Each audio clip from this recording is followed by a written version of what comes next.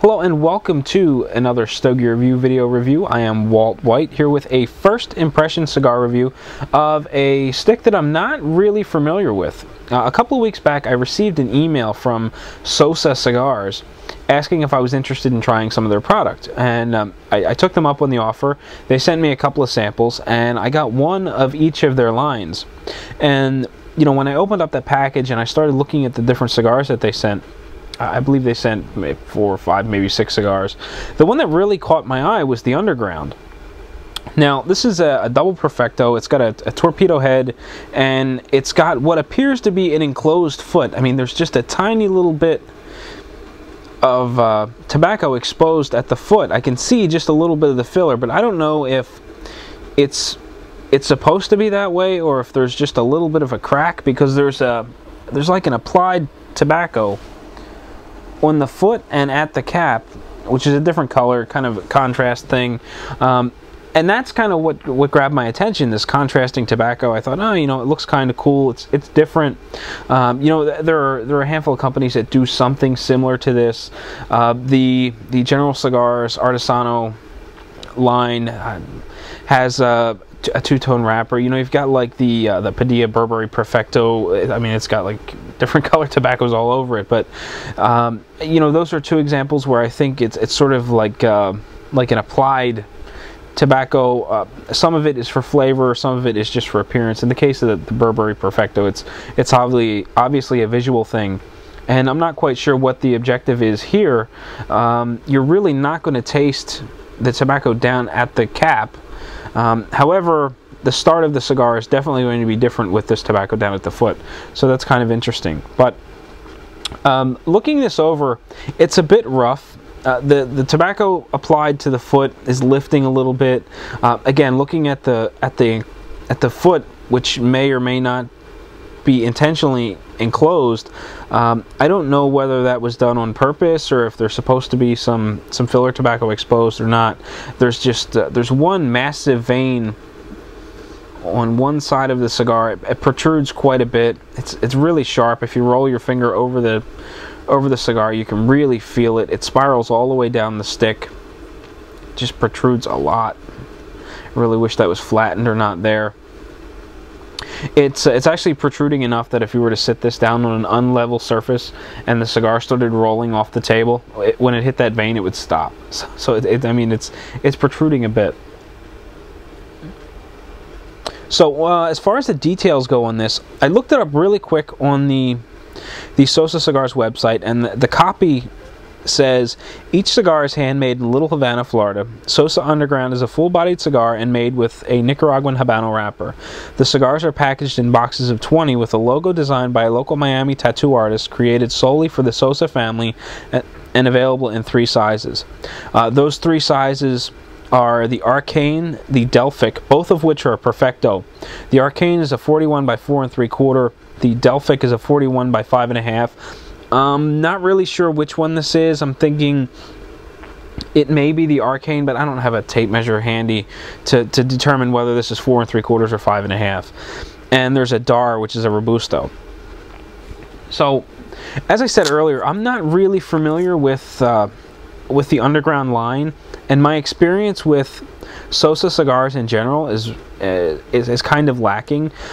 It's been a few years since I've even had one, and I haven't even seen one in probably just as long. Several years ago, I used to live about 30 minutes east of where I live in the Reading area now, and on Fridays I used to get done work early around noon, and I would head down to the cigar shop down in Exton, which was JM, I believe it was JM Tobacco, in the Marchwood Shopping Center. And it was before I was introduced to Kensington cigars, so I was taking a long drive, probably 45 minutes, just to get to the cigar shop to hang out for 10-15 minutes, just browse the humidor. I never really got that welcome vibe when I was hanging out there, so it was one of those shops where I just kind of walked in, grabbed a handful of stuff, and took off. and they were the only person that I've seen in a long time that carried Sosa product. And it was just the, I don't remember what line it was. I'm guessing it's sort of the baseline Sosa product. And I would pick them up from time to time, and you know, I thought they were a good cigar for the money. But when I stopped going to that shop, I hadn't seen them since.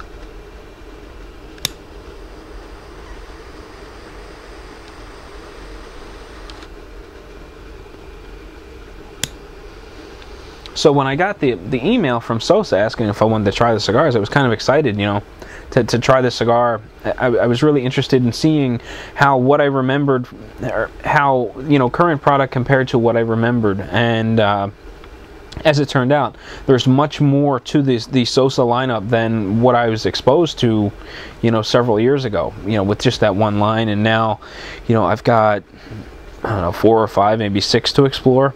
So it's pretty interesting. But I've got my cigar lit. It's not producing a whole lot of smoke. I have a feeling that I should have clipped the foot of the cigar to expose a bit more filler tobacco. But I'll be back in, well, for you it'll be just a second. For me, it'll probably be a good 15-20 minutes until I get into this cigar a little bit, and then we'll talk a bit more.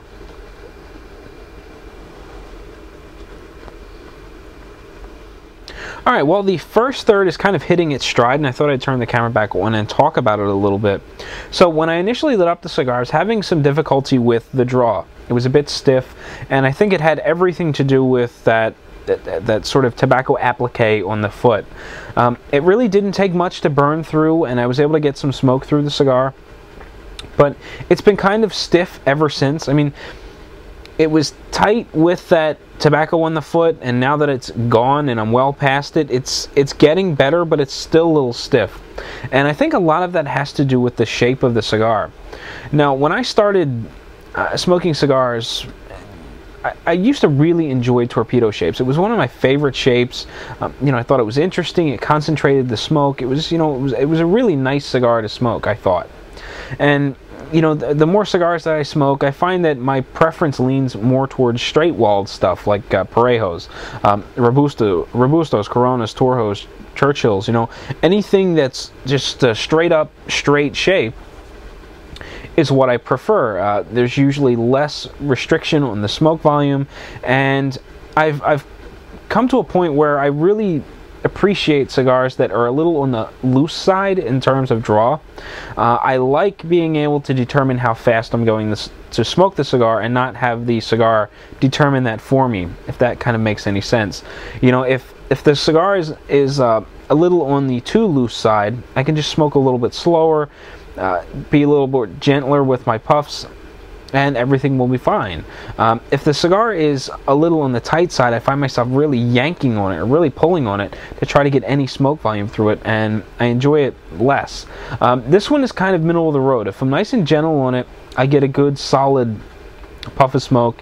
It's nice and dense, coats the palate well, and there's just plenty of smoke. I find that if I pull on it just a little bit too hard, I don't know whether you get some expansion from the heat or what exactly is going on in the cigar. Maybe the channels are being vacuum crushed as I'm pulling air through it. Maybe the cigar is sort of closing in on itself, and that's why the draw gets really stiff. But I find that if I kind of go easy on it, the cigar, you know, treats me well. It provides provides plenty of smoke. The flavor profile is pretty interesting. It's got sort of a smoky, sweet, kind of a caramelly kind of flavor, and I'm really enjoying it. On the back end, there's a little bit of spice, maybe a little bit of a sort of a woody flavor, like an aftertaste. All in all, it's really interesting. It's gentle on the palate, and I'm enjoying it quite a bit. I mean, more often than not these days, you're seeing a lot of cigar companies that are coming out with full-bodied cigars for the sake of being full-bodied cigars. It seems like everyone's sort of falling all over themselves to generate the new cigar in the niche market for these ultra full-bodied sticks. When I saw that this was advertised as full-bodied, I was a little concerned because I didn't know where they were going to go with it, or I didn't know where the cigar fell. And you know, I'm really appreciating that it's full-bodied without being over the top, and it's nice and gentle on the palate. When I'm finished the cigar, I really don't expect to be all kind of beat up on the palate and weary and just kind of ready to be done with the cigars for the evening. So it's interesting. It's got some finesse to it. it's full-bodied without being over the top. All in all, this thing is a winner at this point. So I'm really enjoying it. It's burning well. It's got a nice thin burn line. It's even. The ash is holding on. It's not making a mess. You know, this cigar is just kind of a winner at this point. I've got a lot more cigar to smoke yet, but so far it's doing really, really well, and at this early stage I am definitely impressed. Well, I've gotten to about the final third of my Sosa Underground. It's about time to wrap up this review, this first impressions review. And I've got to say, you know, I've been really impressed with this cigar. I was going into this not really knowing what to expect. With very limited experience with the Sosa line, I really didn't know whether to expect, you know, something mediocre, you know, something stellar, you know, diamond in the rough kind of a thing. And this cigar really exceeded my expectations. It's got a really nice, bold flavor profile. It's full-bodied without being over the top. It's fairly easy on the palate. It's got a nice, smooth finish. I don't feel beat up or weary as the cigar grows shorter. The smoke is getting a little bit hotter, but if I smoke just a little bit slower, you know, it counteracts that bitterness of smoking a hot cigar too fast. And all in all, it's just a winner as far as I'm concerned. I really don't know what the price is on this. I did a couple of really quick searches, and you know, the prices seem to be all over the place depending on the internet retailer I found them at. But you know, as long as this thing is, you know, under about $8 a piece, I would say this is definitely a winner. You know, good bang for the buck. Flavor profile is more or less the same. It's got a really nice woody, or not like a smoky kind of a sweetness to it. There is I really don't know how to describe the aftertaste. It's kind of woody, kind of charred, kind of a thing going on.